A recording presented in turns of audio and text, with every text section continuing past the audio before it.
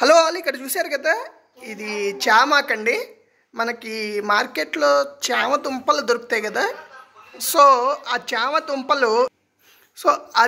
దుంపలు ఏదైతే దొరుకుతాయో ఓకే, అవి మనకి భూమిలో ఉంటాయి అన్నమాట. ఆ భూమి నుంచి మనకి ఇట్లా ఇదిగో ఇలా కాడ పైకి వచ్చి కాడ నుంచి ఈ ఆకులు వస్తాయి అన్నమాట.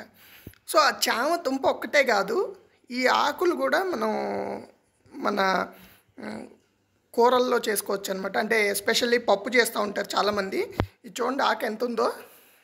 అంటే ఇది కొంచెం ముదిరింది లైట్గా ఆకు, బట్ మీరు ఇంకొంచెం లేతగా ఉన్నప్పుడు కోసుకుంటే మంచి టేస్టీగా ఉంటుంది.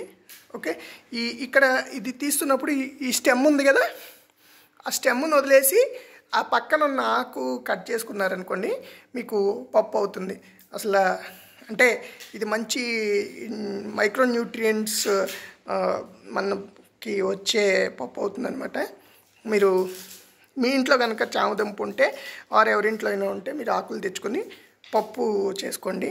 మేమైతే ఈసారి ట్రై చేయబోతున్నాం. ఇది మాకు తెలీదు, ఎవరో రీసెంట్గా చెప్తే తెలిసిందనమాట. సో కట్ చేసి తీసుకొచ్చాం, చూస్తాం ఎలా ఉంటుందో.